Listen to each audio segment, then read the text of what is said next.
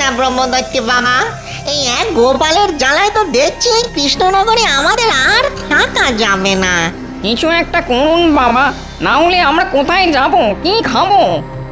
আরে চুপ কর। এই গোপাল গোপাল আর গোপাল, ওই এক গোপালেই দেখছে আমার চোখের ঘুম সব উড়িয়ে দিল।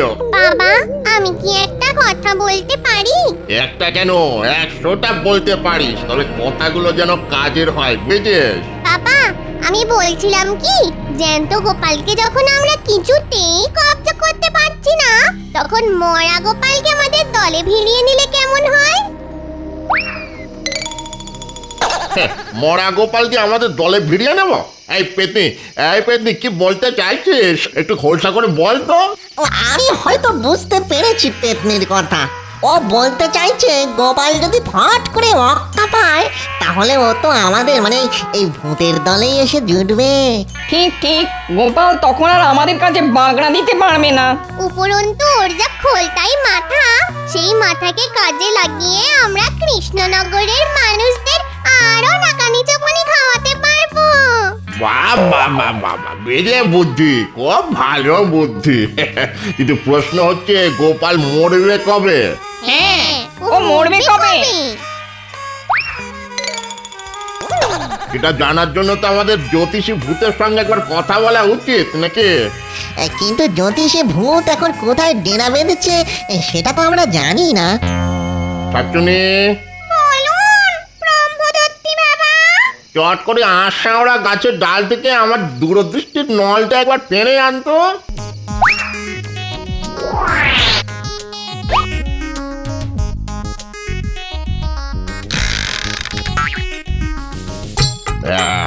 দেখি, এই জ্যোতিষী ভূত এখন আছে পশ্চিমের পাহাড়ের চূড়োয়। যা, যে কেউ গিয়ে ওকে এখনই ডেকে নিয়ে আয়, যা। আমি যাচ্ছি বাবা।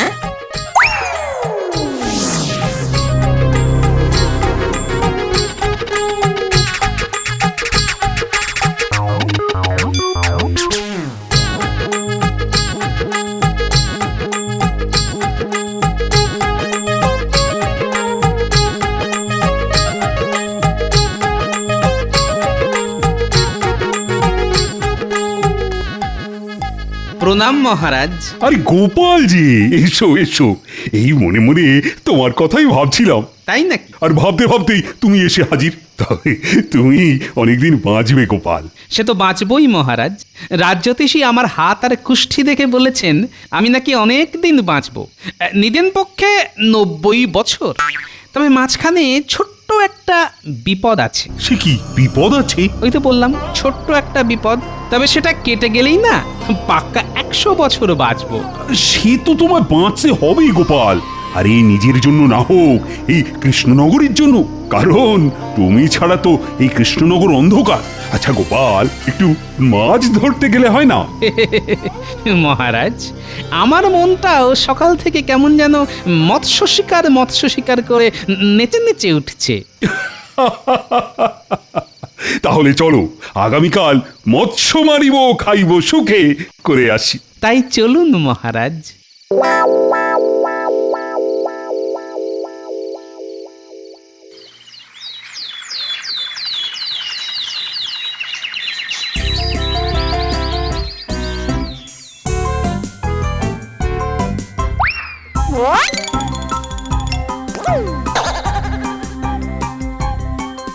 এই যে জ্যোতিষী ভূত, বলি অনেকক্ষণ ধরে তো আগ্রহ হলো, এখন খোঁচা করে বলো তো গোপালের আয়ু কত? গণনা বলছে গোপালের আয়ু অনেক দিন, এখন চট করে যাবে না। আচ্ছা, ওকে মেরে ফেলা যায় না? মানে ধরো ওই ঘাটটুকু করে মটকে মেরে দিলাম আর কি, যায় না? না না, ওর যা বুদ্ধি দেখবেন ঠিক হড়কে যাবে। তাহলে কি করা যায় বলো তো? ব্রহ্মদৈত্য বাবা, আপনার দূরদৃষ্টির নলটা একবার দিন তো, গোপালের কপালটা একবার দেখি।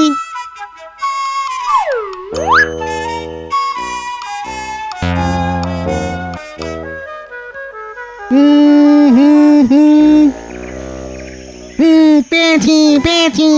বুঝলেন ব্রহ্মদৈত্য বাবা, গোপালের কপালে একটা ছোট খাটো দুর্ঘটনা লেখা আছে। এই কিরকম কিরকম? গোপালের হাতে আজ ছিপের বড়শি ফুটে যাওয়ার প্রবল সম্ভাবনা। ওটাকে যদি কাজে লাগানো যায়। এর মাথায় এসে গেছে। এই বিস্ফোত, আরে এই বিস্ফোত, কোথায় গেলি বাবা? বলুন ব্রহ্মদত্তি বাবা। এই শোন, পুকুর পাড়ে গোপাল মাছ ধরছে বুঝছিস, আজ ওর হাতে ছিপের বড়শি ফুটে যাওয়ার প্রবল সম্ভাবনা আছে। তুই এক্ষুনি গিয়ে বড়শির মধ্যে ঢুকে পড়, আর বড়শি হাতে ফুটে গেলে তুই টুকুস করে গোপালের শরীরে ঢুকে যাবি, ঠিক আছে? আর শরীরে ঢুকে গেলেই আমার বিশ্বে সারা শরীর ওই নীল হয়ে গোপালের চোখ কপালে উঠবে, তাই তো? যা এক্ষুনি গিয়ে কাজে লেগে পড় বাবা, আমার আশীর্বাদ আছে তোর সঙ্গে। যা।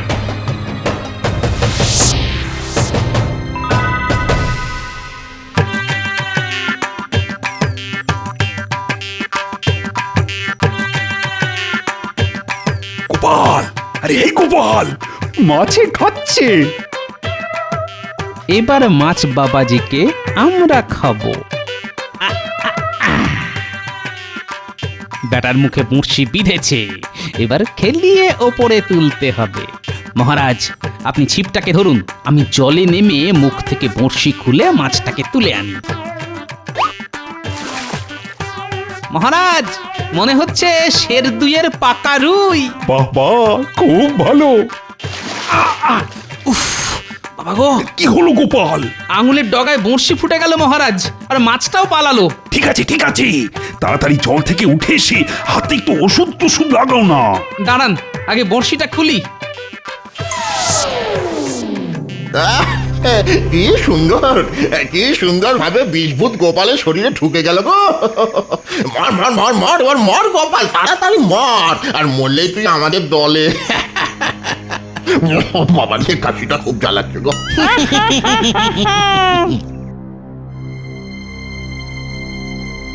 উফ, যা ফোটান ফুটেছিল না।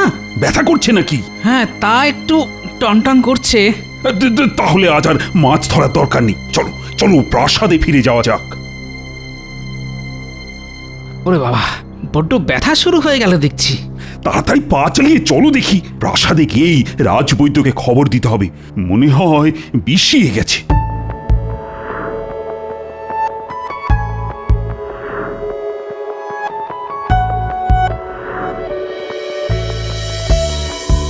ও বাবা গো, কি যন্ত্রণা! রাজবৈদ্য, কিছু একটা করো। এই গোপালের এত কষ্ট তো আর চোখে দেখা যাচ্ছে না। আমি তো সর্বশ্রেষ্ঠই ওষুধ দিয়েছি মহারাজ। আসলে মনে হয় বড়শির মুখে অত্যন্ত তীব্র কোনো বিষ ছিল, আর তাতেই এই ধনুষ্টঙ্কার হয়ে গেছে। ধনুষ্টঙ্কার? সে তো মহাসাংঘাতিক জিনিস। না না রাজবৈদ্য, কিছু একটা করুন, গোপালকে ভালো করে তুলতেই হবে। না না না না, অধৈর্য হবেন না রানীমা, অধৈর্য হবেন না। আমি আমার জ্ঞান মতো সব চেষ্টাই করে যাব, তারপরে ওই ওপরওয়ালার হাত। উপরওয়ালার হাত কেন বলছেন? তাহলে কি গোপাল? হ্যাঁ রানীমা, ধনুষ্টঙ্কারে বড় একটা কেউ বাঁচে না। এই, তুমি চুপ করো তো দেখি, মুখে তো ভালো কথা আসে না। কেন? ভালো কথাই তো বলছি মহারাজ। গোপাল মরে গেলে আর কারো ভালো না হোক, আমার তো ভালো হবেই মহারাজ। দু হাতে আপনার রাজকোষ ফাঁকা করে দেব। হ্যাঁ, মাগো, দেখো দেখো রাজবৈদ্য, ওর নাড়িটা একবার ভালো করে দেখো দেখি। ভালো না, নারীর গতি একেবারেই ভালো না। মনে হচ্ছে সারা শরীরে বিষ ছড়িয়ে যাচ্ছে। মহারাজ, মহারাজ, ওর বাড়িতে একটা খবর দিন তো। আমি খবর পাঠিয়েছি। ওগো, ওগো, কি হয়েছে তোমার? বলো কি হয়েছে, বলো বলো কি হয়েছে? আমি চললাম গিন্নি। আচ্ছা, নারী নারী বন্ধ হয়ে গেল। তার মানে গোপাল চলে গেল? মরেছে মরেছে গোপাল মরেছে, গলা ছেড়ে বলো সবাই, গোপাল মরেছে। গোপাল মরেছে। মরেছি, গোপাল মরেছি। তা ব্রহ্মদত্তি বাবা ঠিকঠাক করতে পেরেছি তো? একেবারে 100 ওরে বাবা, গোপাল শেষ। গোপাল এখন আমাদের দলে আসতে বাধ্য হবে। তারপর গোপালের বুদ্ধির জোরে কৃষ্ণনগরের সমস্ত মনুষ্য কুলকে নাকানি চোপানি খাইয়ে ছাড়বো। যা যা যা যা যা, চট করে ভালো দেখে একটা মালা নিয়ে আয়, হ্যাঁ বুঝলি, মোটা দেখে আনবি। মালা দিয়ে কি হবে ব্রহ্মদত্তি বাবা? মেকা খোকা, ওরে গোপালের মতো একজন মহান ভূত আজ আমাদের দলে যোগ দেবে, তাকে একটু বরণ করে নিতে হবে না? তাড়াতাড়ি যা। এই পেতনিয়া শাকচুন্নি, তোরা নিয়ে আয়, বরণ ডালাটা নিয়ে আয়।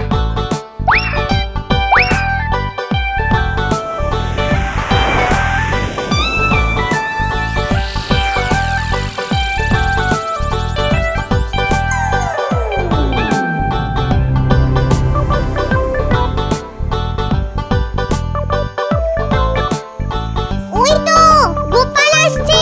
গোপাল,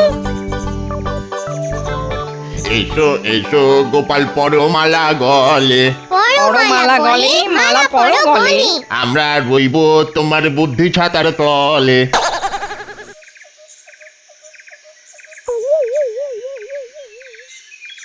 আরে দূর দুষ্টির পিণ্ডি, বলি এসব কি রঙ্গ হচ্ছে?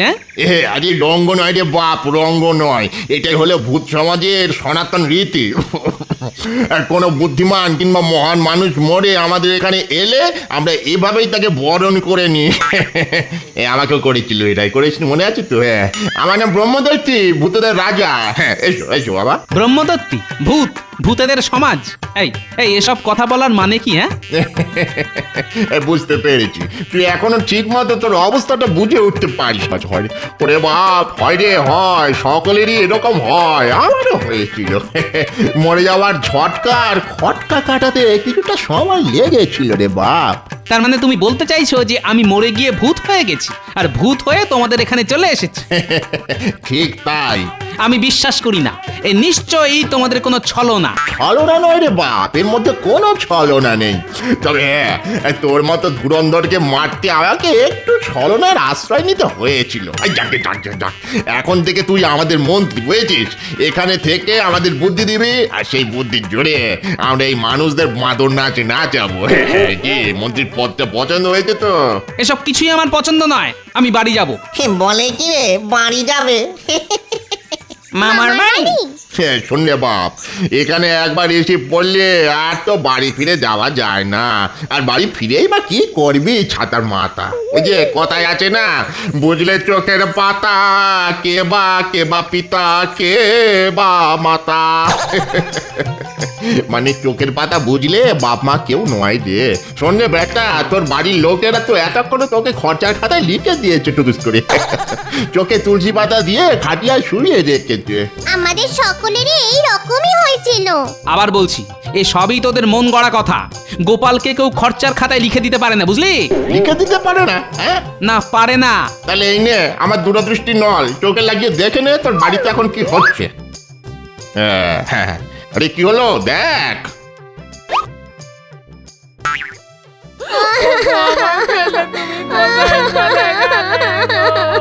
ও দাদু, ফিরে এসো না দাদু। তুমি না থাকলে আমাদের কে গল্প বলবে, কে ভালোবাসবে? উঠে পড়ো না দাদু, উঠে পড়ো না, চলো না, মাঠে গিয়ে খেলে আসি। ফিরে এসো দাদু, ফিরে এসো, ফিরে ভালোই হলো বলো, গোপাল বেটা মরতে আমাদের সুবিধা বই অসুবিধা হবে না, কি বলো? তাজা বলেছেন, মোটাটার বড় চ্যাটাং চ্যাটাং কথা ছিল। বচনে বচনে পুড়িয়ে মারত একেবারে। শুধু মহারাজের চোখের মনি ছিল বলে কিচ্ছু বলা যেত না।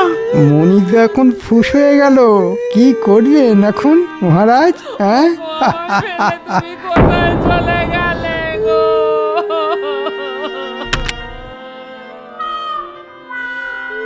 টাকা কড়িগুলো কোথায় রেখে গেছে? টাকা কড়ি না, যেমন করেই হোক বাবাকে শ্মশানে নিয়ে যাওয়ার আগেই ওগুলো খুঁজে পেতে হবে। আচ্ছা আচ্ছা, বাবা আবার ওই বিছানার তলায় রাখেনি তো?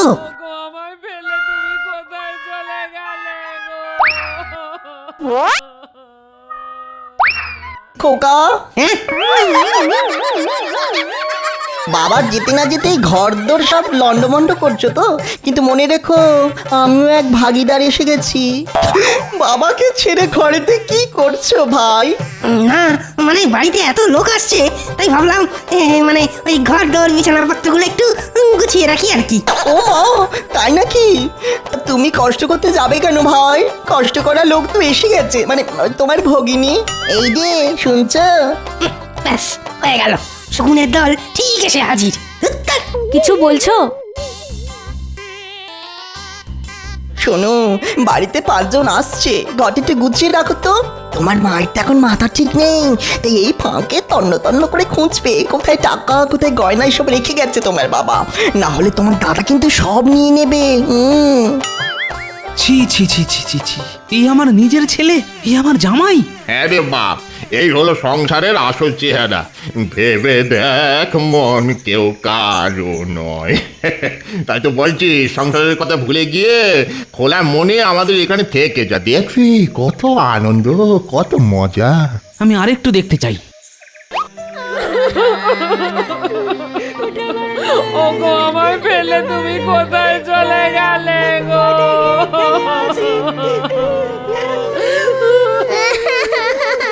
ও দাদু, ও দাদু, ফিরে এসো না দাদু, ফিরে এসো। ও দাদু, ফিরে এসো না। ফিরে এসো গো দাদু, ফিরে এসো। এত ভালোবাসা, আমাকে এত ভালোবাসে ওরা। ও ব্রহ্মদত্তী বাবা, আমাকে আমাকে একবার ওদের কাছে যেতে দাও। গিন্নিকে আর আমার প্রিয় নাতি নাতনিদের একবার দেখা দিয়েই চলে আসবো। সে কি করে হয়? কেন হয় না, কেন হয় না? তুমি ব্রহ্মদত্তী, ভূতেদের রাজা, তুমি যদি ছলনা করে আমাকে এখানে নিয়ে আসতে পারো, তাহলে 5 মিনিটের জন্য কেন যেতে দিতে পারো না? বড় মুশকিলে ফেললি দেখছি। কথা দিচ্ছি ঠিক 5 মিনিটেই যাবো আর চলে আসবো। আর যদি যেতে না দাও, তাহলে কিন্তু কোনোদিন আমার কাছ থেকে কোনো বুদ্ধি তুমি পাবে না। এরা বাবাই তো চমকাচ্ছে। হ্যাঁ, চমকানেই বলো আর ধমকানেই বলো, এই আমার শেষ কথা। কি যেতে দেবে? বাবা যেতে দাও, গোপালটা জিনিস, ওকে বেশি ঘাঁটিয়ে কাজ নেই। ঠিক আছে ঠিক আছে, যা, তবে ঠিক 5 মিনিট, বুঝেছিস?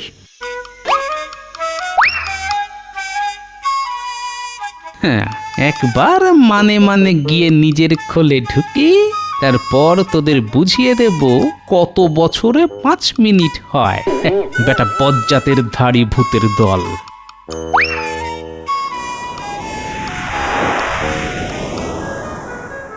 আমার ফেলে তুমি কোথায় চলে গেলে গো? বলছি কি, অনেকক্ষণ তো হয়ে গেল, এবার তো শ্মশান যাত্রা শুরু করতে হয়।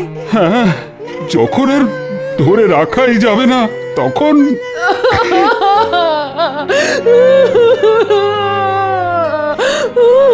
না না না, ওকে ওকে তাহলে নিয়ে যাবেন। নিয়তি ওঠো গোপালের বউ, ওঠো, চোখ মোছো, অনেক কাজ আছে তোমার।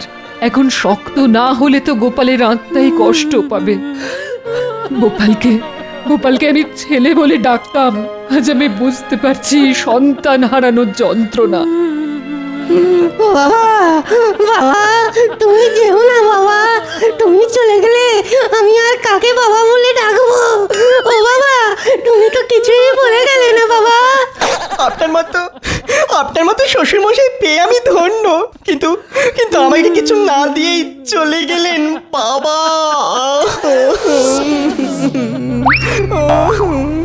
ওরে বাবা, কে গাঁটটা মারলো? বাবা মাথা ফুলে চালু হয়ে গেল। কে রে? ভূত! এই ভূত ভূত ভূত মারছে গো, ভূত মেরে ফেললো আমায়, ভূত ভূত। ওরে বাবা, বাবার ভূত, পালা! চুপ! বাবার ভূত নয়, তোদের জ্যান্ত বাবা। তবে তোদের আর ছেলে জামাই বলে স্বীকার করি না। যা যা, দূর হয়ে যা সব। ওগো তুমি ফিরে এসেছো? দাদু, হ্যাঁ গো গিন্নি, তোমার নাতি নাতনি আর মহারাজ রানীমার টানে ফিরে এসেছি আমি। পাজি ভূতের দল ছল করে আমায় নিয়ে পালিয়েছিল, কিন্তু আমার নামও গোপাল। ওদের সাধ্য কি আমায় আটকে রাখে? আমি জানতাম তুমি ঠিক ফিরে আসবে। আজ এত খুশি হয়েছি জীবনে এত খুশি আর কখনো হয়েছি বলে মনে পড়ে না। আমিও খুব খুশি হয়েছি। তাই নাকি? হ্যাঁ গো গোপাল, তোমার আচমকা মৃত্যুতে বুকটা ফেটে যাচ্ছিল আমার।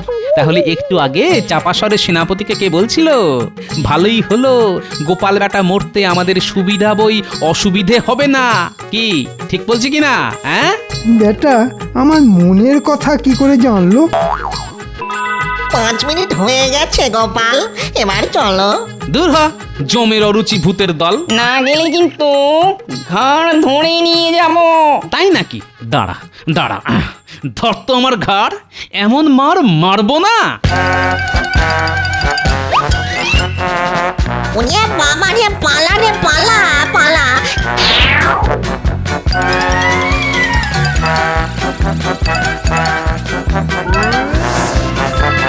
পালান পালান বাবুদৈত্যী বাবা, গোপাল বাঁশ নিয়ে তাড়া করেছে।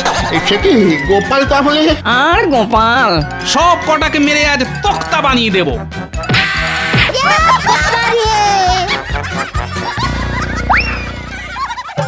আমি কিন্তু তোকে ছাড়বো না, আমি ছাড়বো না। বাবা, কপাল তো বুঝি ফেটে গেল। পালা পালা। শুধু কপাল না, আজ তোর সব কিছু ফাটিয়ে দেব। না রে বাপ, বুড়ো বয়স আর বাঁশ পেটা খেতে পারবো না রে।